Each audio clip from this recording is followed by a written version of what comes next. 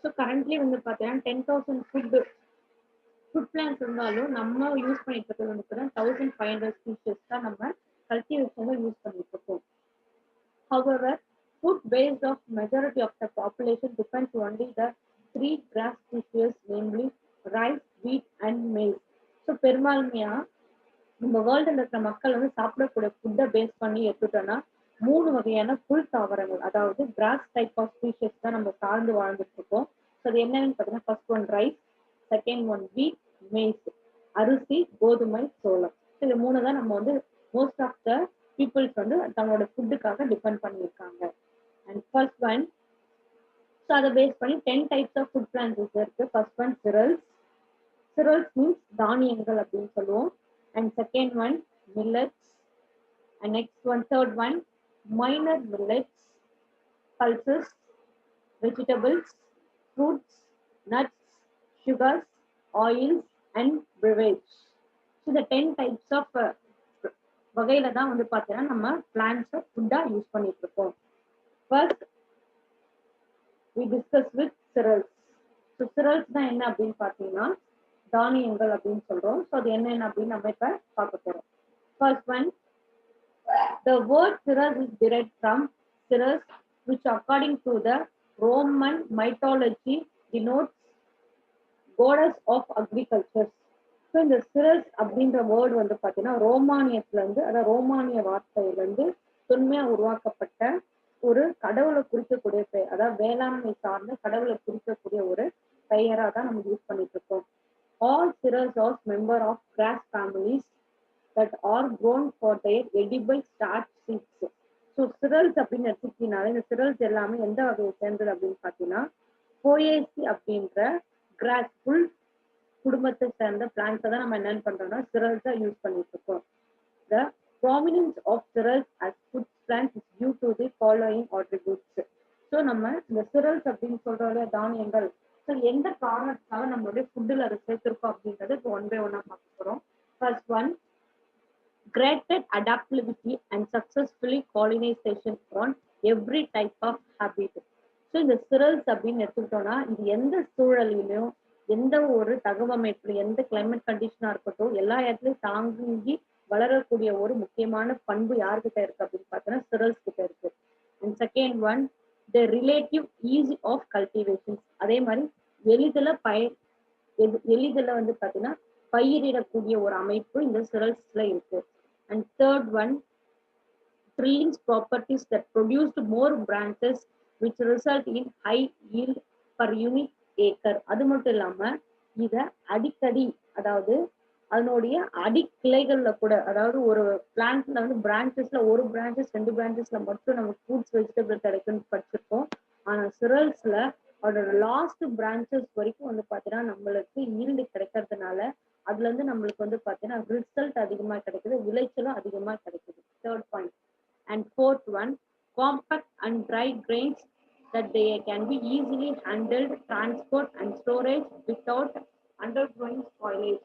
அது மட்டும் இல்லாம மோஸ்ட்லி சிரல்ஸ் எல்லாமே உலர்ந்து போய், அதாவது நல்லா காய்ந்து போன இருக்கிறதுனால ஈஸியா எந்த ஒரு சேதமும் இல்லாம ஒரு பிளேஸ்ல இன்னொரு பிளேஸ் எடுத்துட்டு போக முடியும். நம்மளால ஈஸியா ஸ்டோர் பண்ணி வைக்கிறதுக்கு இது முக்கியமா இருக்குது.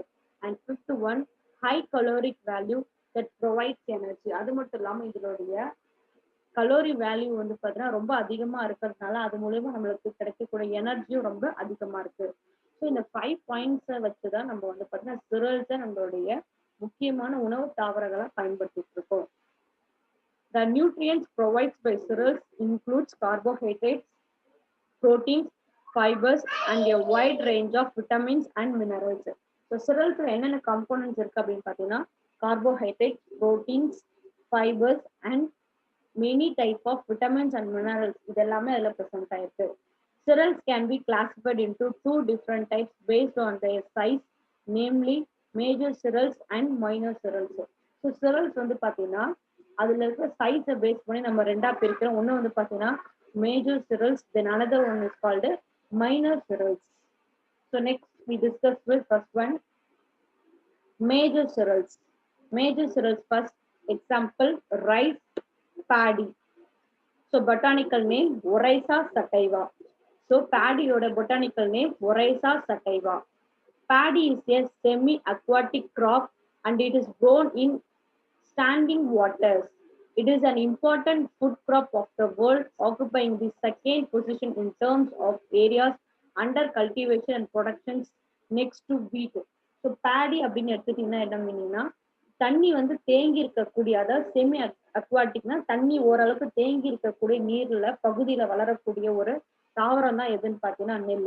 இந்த நெல் வந்து பாத்தீங்கன்னா கோதுமை தான் ஃபர்ஸ்ட், அதுக்கு அடுத்தபடியா 2வது பிளேஸ் வந்து பாத்தீங்கன்னா அதிகமா விளைக்கக்கூடிய ஒரு அமைப்பு யாருன்னு பாத்தீங்கன்னா நம்மளுடைய பேடி தான்.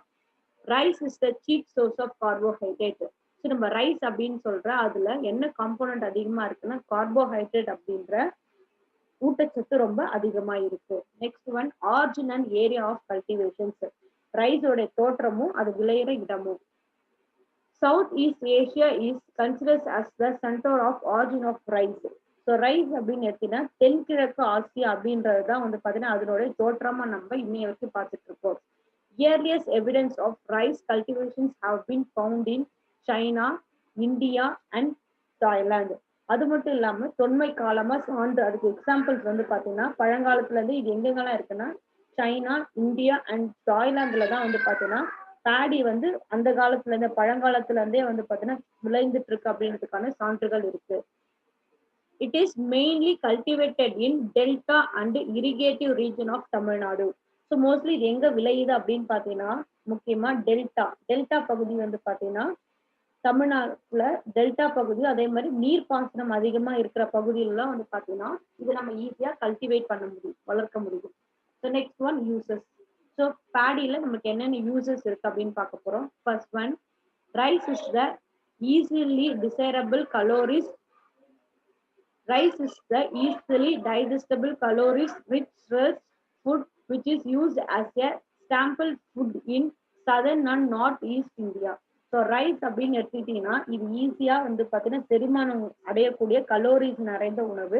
இது மோஸ்ட்லி எங்க இருக்கு பார்த்தீங்கன்னா நம்மளுடைய southern and north east India, நம்மளோட தெற்கு மற்றும் வடகிழக்கு இந்தியாவில் முக்கிய உணவா வந்து ரைஸ் யூஸ் ஆயிட்டு இருக்கு. Various rice products such as, so ரைஸ்ல வந்து பார்த்தீங்கன்னா நிறைய ப்ராடக்ட்ஸ். ஃபர்ஸ்ட் ஒன் வந்து பார்த்தீங்கன்னா அவல், அதாவது ஃபிளாட் ரைஸ் அப்படின்னு சொல்ற அவல். நெக்ஸ்ட் ஒன் வந்து பார்த்தீங்கன்னா puff rice or baked rice அப்படின்னு சொல்ற பொரி. ஸோ இதெல்லாமே வந்து பார்த்தீங்கன்னா நம்மளுடைய மார்னிங் பிரேக்ஃபாஸ்டா நம்ம இல்லை ஸ்நாக்ஸா